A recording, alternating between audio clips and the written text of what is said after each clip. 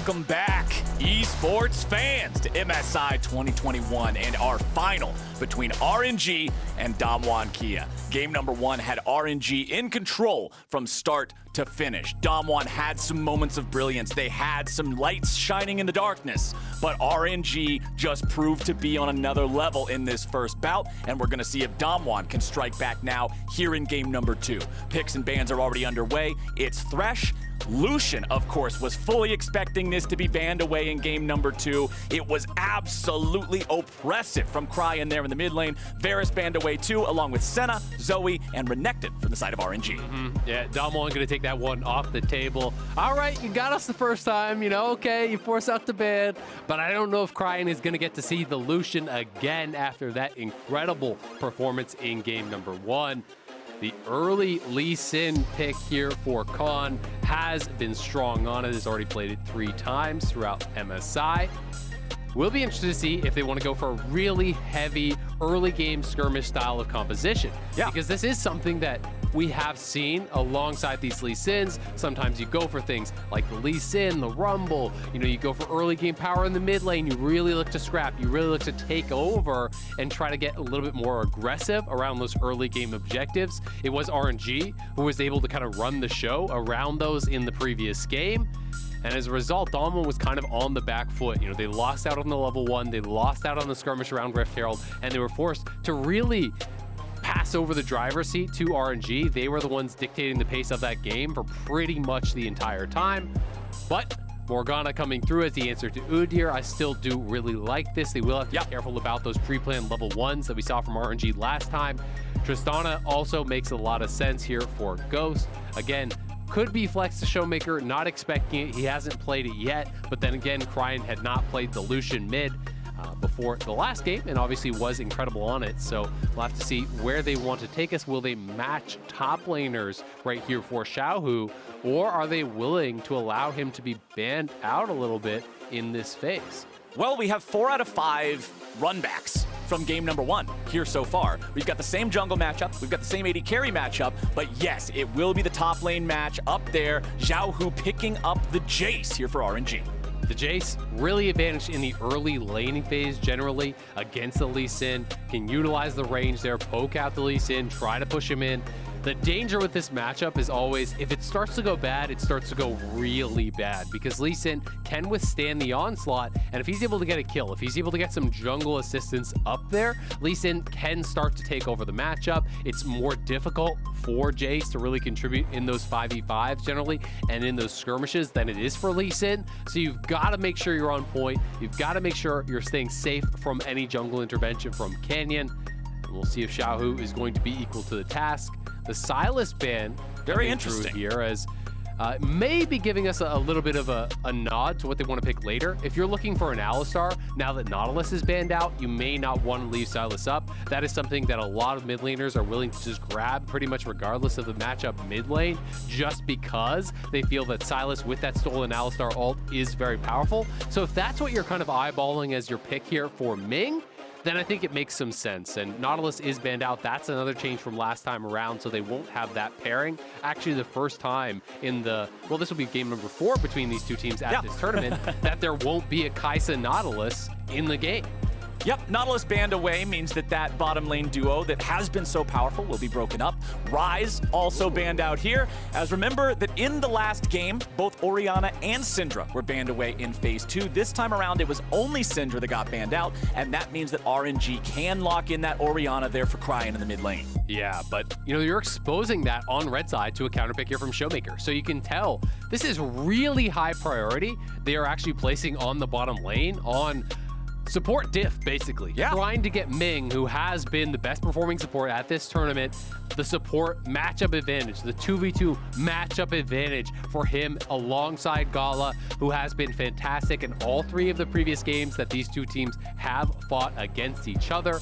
RNG is now 3-0 against Damwon at MSI. And it's going to be Xerath in the mid lane here for ShowMaker. Let's go. The spicy picks back and forth. Cryin busting out the Lucian in game number 1. And now it is the Xerath Bard would be a really interesting answer because he has the range not only to cancel the Xerath ult, but also the ability to get out of lane and potentially focus and punish. Nope. Just to hover there, I got baited and made the classic mistake. It will be just the Rell. So the Rell coming through here gives them the engage. They have a little bit of poke here with the Jayce. They have the Rell plus Orianna combo, incredibly strong. You can set up then for GALA to be able to fly in and really look to make things happen. But this is so interesting because Xerath, you would feel like when you're looking at a lot of the composition that Damwon wants to go in, right? And Xerath is kind of opposed to that. Xerath wants to sit back, wants to play it safe. So I think what they will be trying to do is have Xerath soften up some of these members, you know, battle poke with poke, the Jayce against the Xerath. And if ShowMaker can land enough skill shots, push some of these members down to low health, then you utilize the engage here from BeryL. You fly in with Canyon, with Khan, the Black Shield on Ghost, and try to snowball through that team fight. And this is going to be really exciting because Xerath is one of those hero or zero style of champions. If you are hitting all your skill shots, it can feel so oppressive. But if you are not, he is worthless. And if you're out of position, it's so easy to get burst down. This champion is ridiculously squishy. So really interesting pick here from ShowMaker. And I like that. I like the fact that Xerath demands that the person piloting him showcase exceptional skill. Most champions in League of Legends have some sort of targeted ability or reliable thing to trade with, even if you're having a bad game, right? Yeah. Not Xerath. You can throw all 4 spells into the woods and do 0 damage. I mean, the floor is 0 for him, right? Yeah, you know, the floor is deep down below the basement. Yeah, exactly. So baseline for this champion, incredibly low. He is playing Comet here. So indexing more towards that poke. Going to be very, very interesting to see how this does work out. Xiaohu also going Conqueror on the Jayce as opposed to the more common phase rush, which can help you escape from that Lee Sin and from potential ganks coming in from Canyon. Of course, if you do get hit by that Tempest Cripple, you're slowed down. A lot easier for Canyon to then hit a binding to try to pressure you a little bit. But instead, he is going for more of the brawling build here. And pretty heavy index towards lane. He's playing towards Scorch, towards Comet. He's got Biscuits. So this is all about the laning phase. It's about poking the Orianna out. And you can see that Cryin kind of knows this, right? He is going to be starting with that Corrupting Potion. So indexing towards that sustain himself.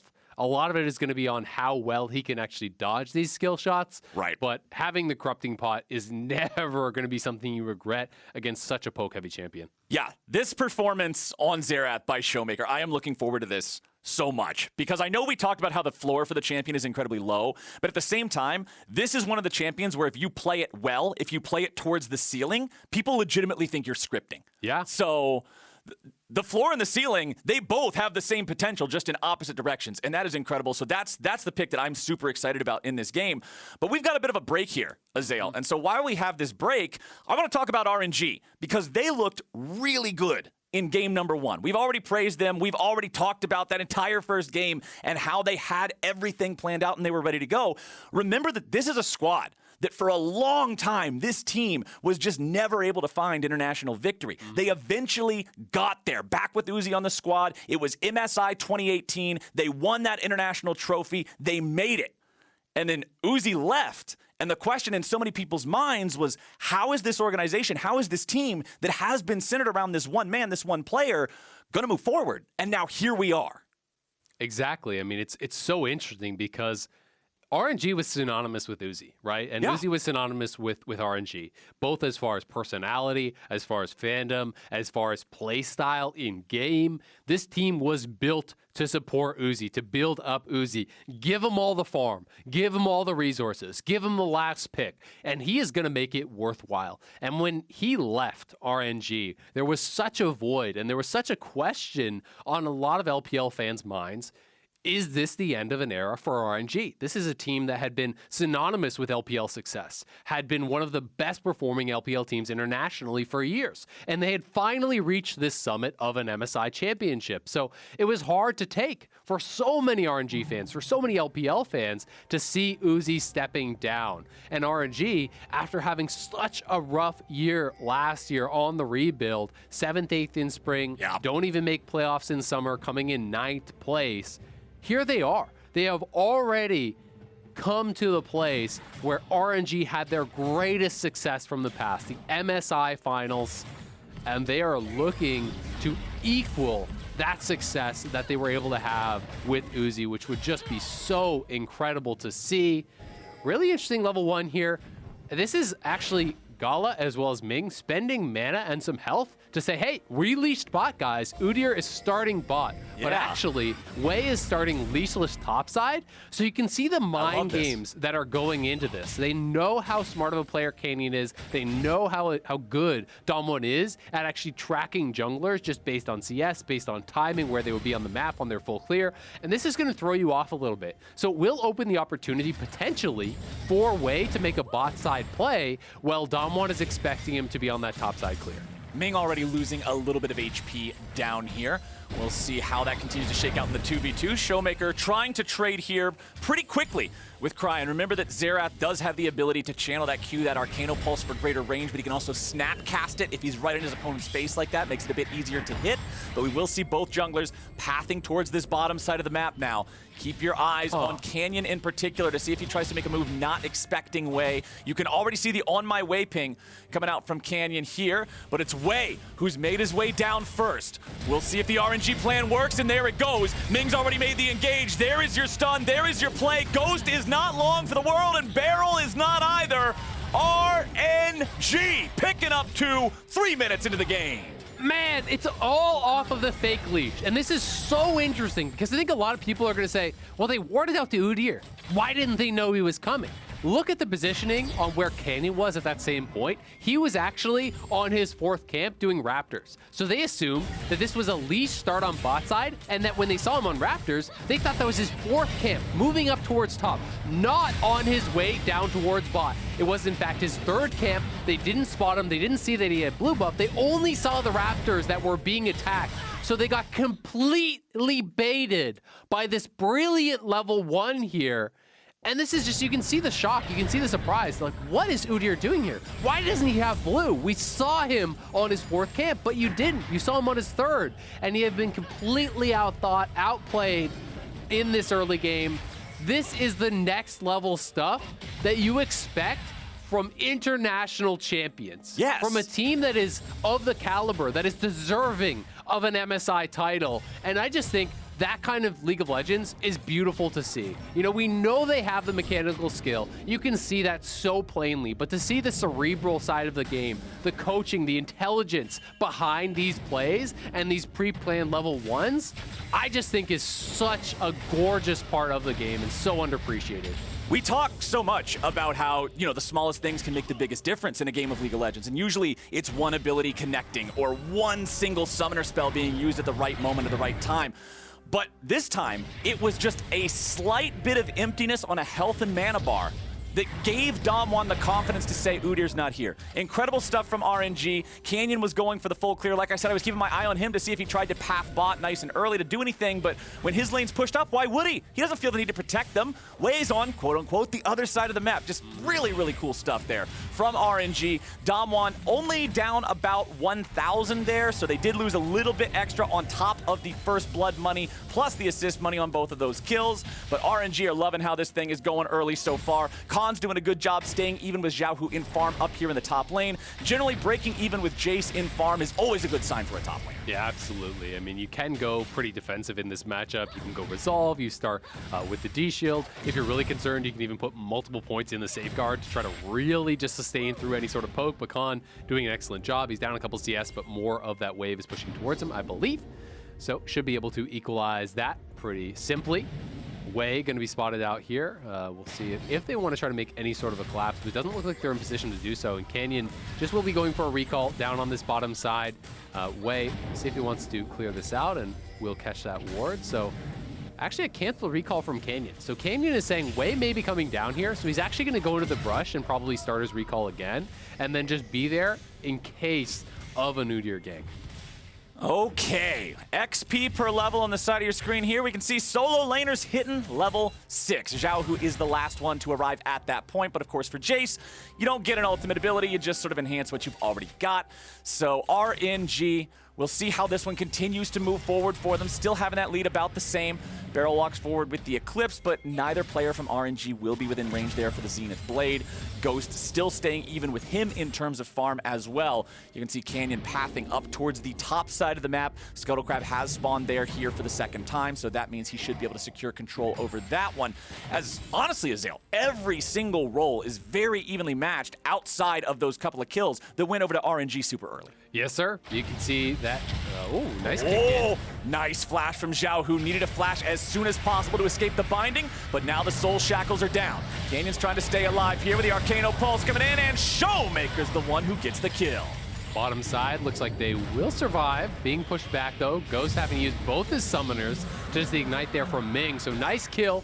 Khan setting it up with the kick in there, getting that injection of gold into ShowMaker. They want to set him up for a good game, but the Damwon bot lane are in some trouble because you showed your mid laner and your jungler topside. You know that Wei just took down the dragon. Cryin is missing from mid, so as far as Damwon's bot lane know, there could be 4 setting up a dive, and just now they see them over by that mid side, so they are feeling a little bit more comfortable now, but something we haven't had a chance to talk about just yet is the value of Merc Treads for RNG. You know, it's magic damage in the jungle, magic damage in the mid lane, CC from Morgana, from Xerath, as well as from Leona. We're going to see those picked up here pretty early.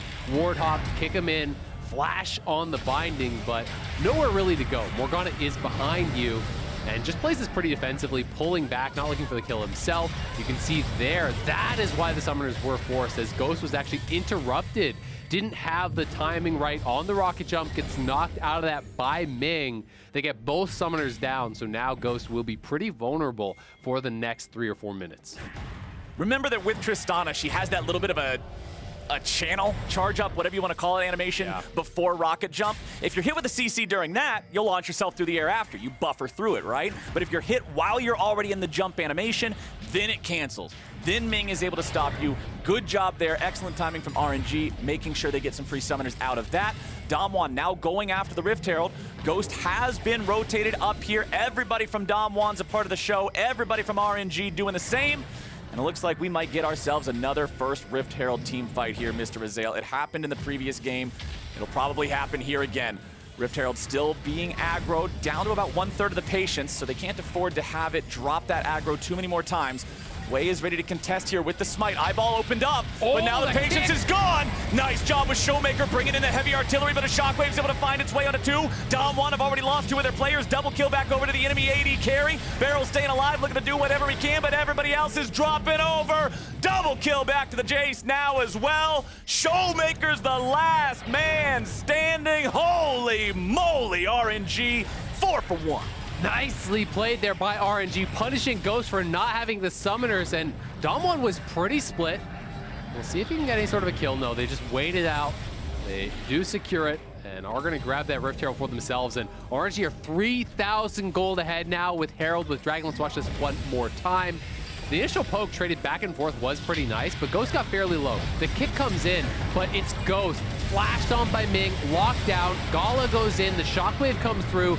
Ghost is just instantly deleted, and then ShowMaker here, you can see maybe a little bit of discomfort on the pick. Oh, yeah. Clicking backwards to actually retreat, but actually casting a spell at the same time there. Maybe could have killed, we saw that in the Axe effect replay there.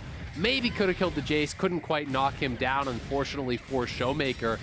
But this is so problematic. When you commit to those 5v5s, instead of just trading on the other side of the map, you have got to win. It is so costly. You know, had Damwon just kept farming it out, leave Ghost on bot side, take a couple plates, get a farm advantage down there, the risk is so low, and really you don't lose that much as far as the gold goes.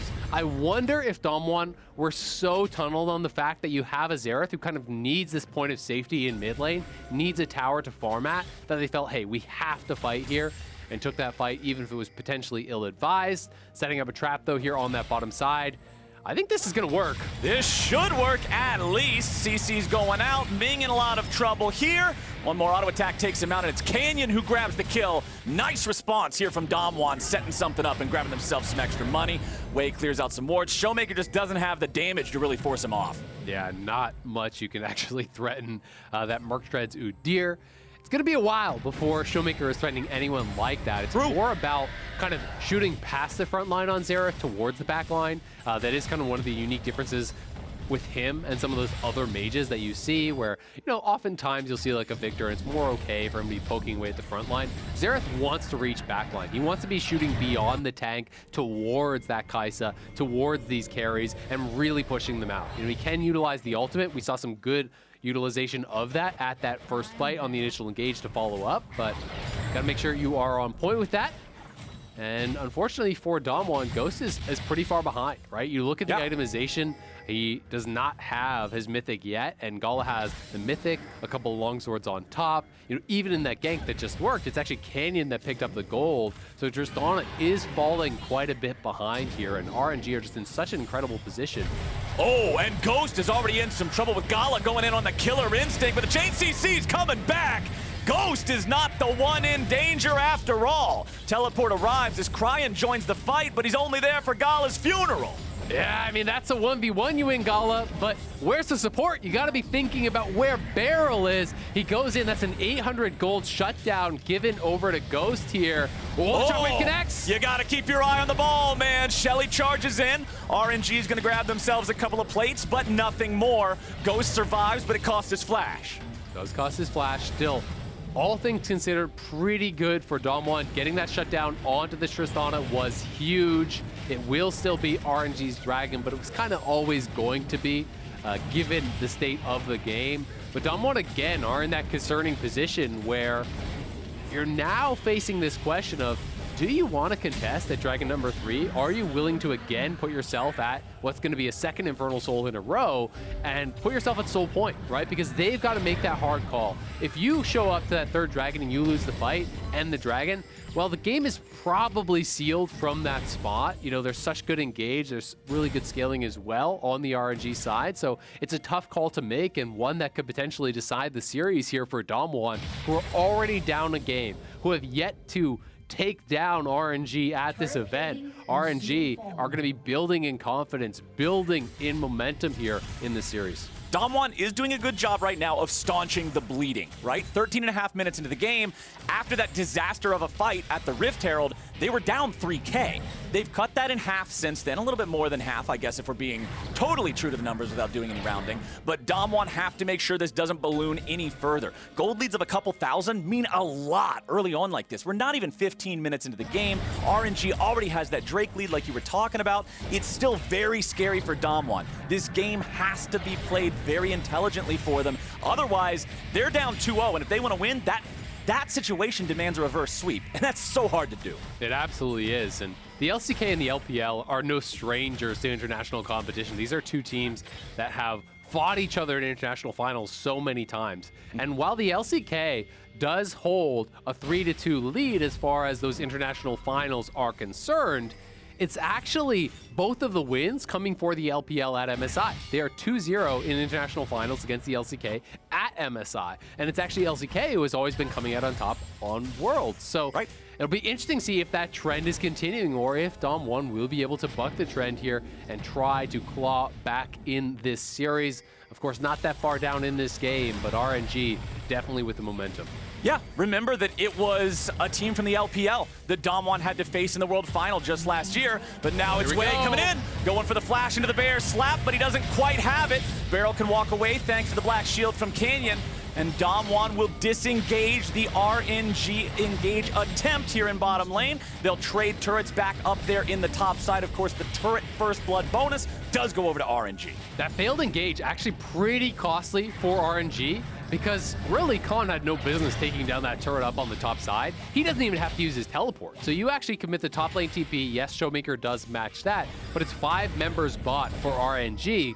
Khan just stays top, takes down a tower. So all things considered, pretty good, knowing that that tower was always going to go down here pretty shortly, as they had committed the Rift Herald down there. They had really put a lot of resources into knocking it down. And man, Wei on this Udyr, 1-0-5, 100% kill participation. This pick is a problem for Damwon. This guy has been having a couple really good games on this. Of course, his team doing everything they can to help set him up, going for that delayed invade in game number 1, doing the bamboozle on the pseudo fake leash there in game number 2. I really love how they're enabling him and allowing him to play aggressively on this pick that honestly has to play that way to really shine and be effective. Yeah, it absolutely does. And Damwon finally getting some objectives here. They grabbed that Rift Herald for themselves. They lost both the Rift Heralds in the previous game. They lost the first Rift Herald in this game. RNG has been getting all the dragons, so RNG has been just dominating the objective game here. And Damwon will have a chance to utilize that Rift Herald to scrape back some gold and also try to push RNG out of position if they want to fight this next dragon. And I think that they're in a much better spot than they were last game for fighting for this third dragon. They were further behind in gold. You know, the Rift Herald was on the other side. So we'll see if they feel like they can get into a good spot and really set it up. But vision is going to be so critical. You know, how you start these fights is going to be so critical. You want to be first to the objectives, set up the vision, allow Xerath to poke down your opponents as they are trying to enter, right? Xerath doesn't want a committed 100-0 fight. Xerath wants the fight to start when you're already at 50%, when you're already at 30%, because you've been getting hit by those skill shots. So he needs the time to whittle down his opponents, and that is bought through vision control. That is bought by being the first members to the area.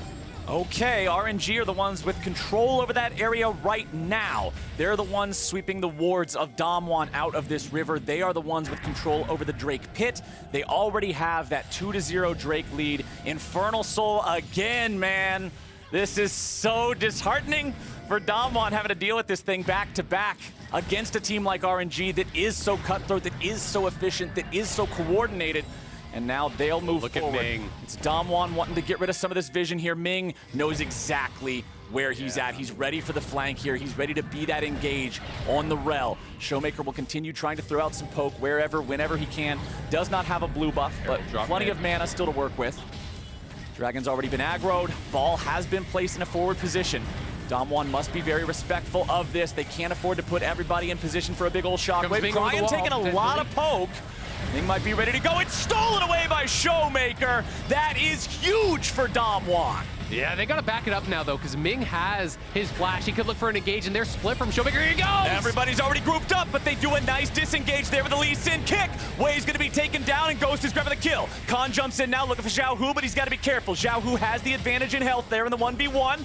Damwon, they take the Drake, they grab 2 kills. What a huge moment for them. Mid lane turret as well. This game's back to even, Azael. Back to parity here, Flowers. Everything you could hope from this series so far. 2 teams battling back and forth. The response to the engage was perfect from Damwon.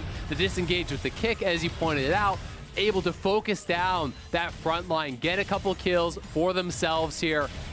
And the game becomes very, very different if you get behind the Xerath. If he can start to really become impressive. He was poking out Cryin, as you pointed out, and able to actually land that combo. So much damage coming through from here. The slight mistiming on the smite, enough from Way for that to be able to go over. And look at Cryin. This is what I'm talking about. You poke past the front line onto the back line. Canyon flashes out. The kick comes through. Ghost is focusing down Way. It's difficult for the Orianna to position effectively because he's just getting roasted by the Xerath.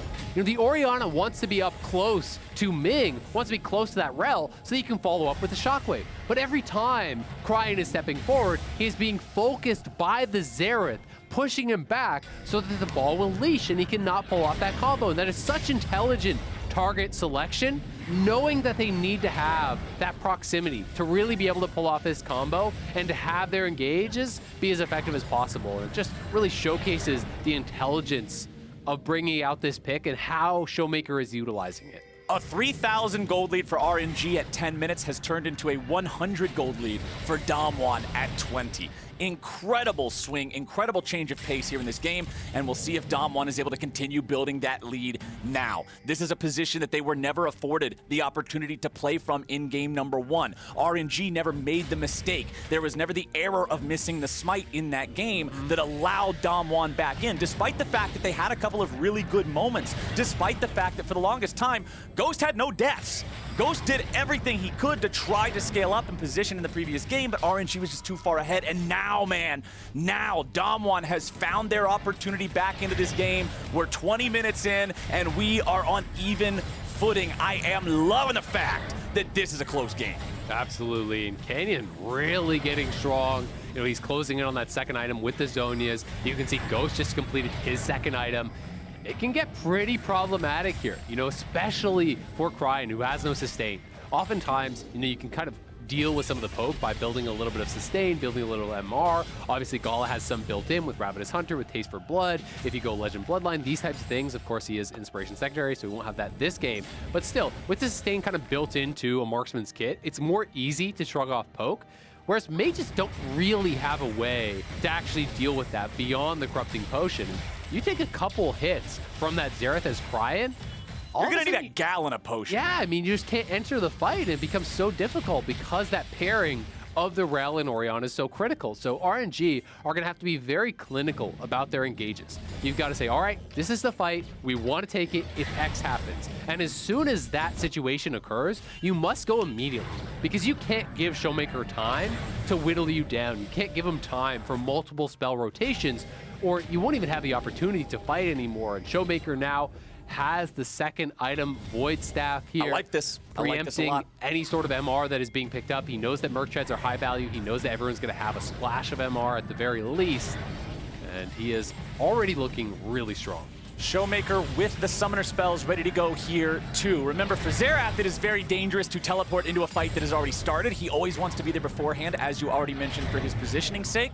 But the flash is huge to get away from players like Wei, like Xiaohu, who has just completed the evolution of his Manamune into the Muramana, so he'll have all that extra damage here on a champion that already possesses incredible burst potential. 30 seconds on the clock until our fourth Drake of the game is live. It is a 2-to-1 count, so no soul available here for either squad, as Wei's just running on through. Cryin teleports into mid lane here to be ready. Ooh, nice poke coming out from the Shock Blast there, taking off half of Ghost's health. Yeah, that's a pretty big deal. Damwon trying to poke back here, Khan grouping up now. Kind of becomes this little mini game where RNG have got to dodge the poke. You've got to be able to be really effective at that. At the same time, you also have to dodge that Jayce poke coming through here from Xiaohu, because he is quite strong at this point. And, oh my goodness, he's already ready to go. It's the insect, baby, and Khan is getting it done. Leona ulti ready to follow up. They're getting the kill on Xiaohu next. Both RNG solo laners have been deleted, and Damwon roars to life. Is that Khan or was that Canyon? Because those Lee Sin mechanics are clean, baby. Khan goes in, kick flash, Cryin deleted. Damwon on the march to Baron. Oh, baby, what was that? Khan on this playmaker, on this Lee Sin. Give the man the opportunity to decide the game, and he'll get it done. Damwon's now on the Baron, working it down rather quickly here. Already down to about half HP. Remember, the Wei does have the flash. He's able to try to go in and go for the steal if he wants to. It's up to Damwon to keep him out of the pit, but Ming's already over the wall. The Baron's going to be taken very low. Canyon's able to secure it, and now they're going to get Baron, and they're going to get a little bit of extra here on the side. Ghost jumps over the wall, but GALA's going in. He's got the killer instinct, but who's the killer and who is the killed? Goodbye, RNG, as Damwon finds themselves a Baron and a couple of kills. Khan's now got to be careful. Canyon with a flash away, and Khan's going right back in. RNG decided that Damwon was still hungry, and they fed him a couple more courses, baby. RNG looking like a bad Kung Fu movie there, funneling in one at a time, getting knocked down left and right as Ghost wipes them off the map, and Damwon take full control over this game. This is the LCK #1 seed that LCK fans were hoping for. The precision, the execution in these team fights was where they were supposed to have such an advantage, and finally being able to showcase it. This is the stuff you dream about as a Lee Sin. International final, hit flash, perfect target there, straight into the CC, no chance for Cryin. And then Khan is going deep. The Xerath ults from downtown. It's Kobe, baby, nothing but net, as ShowMaker takes down another. And with that second kill, they're getting Baron, they're taking all the kills after, and they are looking to take this game. Look at the Red Bull Baron power play counter right now. 4,500 gold with 90 seconds still to play. And that's because of the kills that they got after getting the Baron. They picked up 4 kills after they won the Smite fight, after they secured that. Damwon has so much momentum right now, and with a minute and a half to still use it, to still flex those muscles, RNG has got to be scared about what they've still yet to lose. Yeah, I mean, it's getting dangerous. You don't have that much more to give. And when you're on the defensive against Xerath, it's so tough. You want to step forward and clear out those mini waves, but look at this ulti! Oh, they're going in, baby. The right of the Arcane just raining down hell on him. Wei manages to get away, still with about 20% of his HP remaining, but that means he will not be available here for this defense. Here comes the poke over the wall, though. It's so tough to actually hold these positions. ShowMaker can look once they clear out these wards. He can position over there with BeryL, and as Ghost steps forward to actually attack the wave, attack that tower, you're in such a difficult position. Like, look at where Cryin and these members are having to position to try to avoid any potential Xerath poke. It's just so tough to actually both clear out the wave and avoid poke from ShowMaker. Okay, Ghost losing a little bit of HP there, about 40%, thanks to Cryan's Orianna. Khan will be on split push duty here, making sure they're applying pressure to more than one place. Wei's here to stop him. Khan doesn't want to go for any playmaking on the Udyr, though. We've seen many a team make that error in the past, whether it's domestic, international play, whatever. Over-indexed on the tank, and it's one of the surest ways to throw a lead, so Khan is not about to make that mistake. They'll just continue pushing up instead, playing it nice and slow. Cannon minions putting some damage into the tier 3 turret here. Meanwhile, the tier 2 in bottom lane. This is what Baron split push is all about. Wear them down slowly. Make them choose where they want to defend and then strike at the other location. Damwon will secure that bottom lane tier 2 turret. 5-1 in turret count here this game. And while it didn't actually matter on this push, they even had top lane prep. You see that Xiaohu is up there clearing that wave out, but that was another stacked wave. So had RNG, not defended as well as they did, well, you lose that tower and all of a sudden Khan's up in topside. And you're losing another tier 2, and it's getting even worse. They are now down 7,000 gold here just about. You talk about Infernal Soul as one of those kind of primo buffs that you can go for. Khan looking for a fight here. Yeah, they don't even need buffs. If Khan's able to just go in and grab the solo kills like this, he's taking the resonating strike. Xiaohu with a good disengage there. Khan wants to escape, but Wei is already trying to intercept. The rest of Damwon is ready to go to protect him. Xiaohu will not die to the Xerath ultis. Cryan's very, very low. Sonic Wave and resonating strike. That resonating strike going to be denied now as well, but the shockwave will not do enough. And Khan is a man on a mission here in game number 2. He's got the assistance from long distance. ShowMaker is there with the assist, but Khan making it happen for the team. Damwon continuing to push forward here, continuing to threaten the base, and they have the fallback of the Infernal with some of the best champions for. This is an aggressive TP. We may see Ming try to go on it. Nope, immediately ready with a safeguard, gets away already. Going in yet again, there it is, he just don't miss. Stopwatch also ready there for the follow-up, as now they'll find themselves another kill. 3 dead on the side of RNG, still 5 seconds before Cryan's able to come back. Ghost says, get out of my game. Ace for Damwon, they will push the Nexus turrets, and they are about to tie this series up. Cryin stuck back in the fountain. Yeah, the shockwave's gonna hit the Xerath, but what does it matter? Damwon were down early. It looked so bad for them, but they struck back beautifully. And ShowMaker Xerath stealing away that dragon. The rest of the team playing around it beautifully, and Khan's immaculate Lee Sin kicks will tie this series up. What a game 2. We are all tied up. And oh my God, the Xerath was cool, but those kicks from Khan, if you're on his screen, it is far too close. He's gonna get you, Flowers. All I can say is, if you're watching this right now and you're planning on playing some solo queue after the games today, Xerath's newest skin is an anime boy, and ShowMaker just won a game in the MSI Finals without dying. Y'all better be ready for some Xerath in your solo queue games. Time for us to head to a break, though. After that, we're going to highlight Damwon Kia's great performance in this second game, especially that Lee Sin. You know we're going to be talking about it. See you after this. Let's go!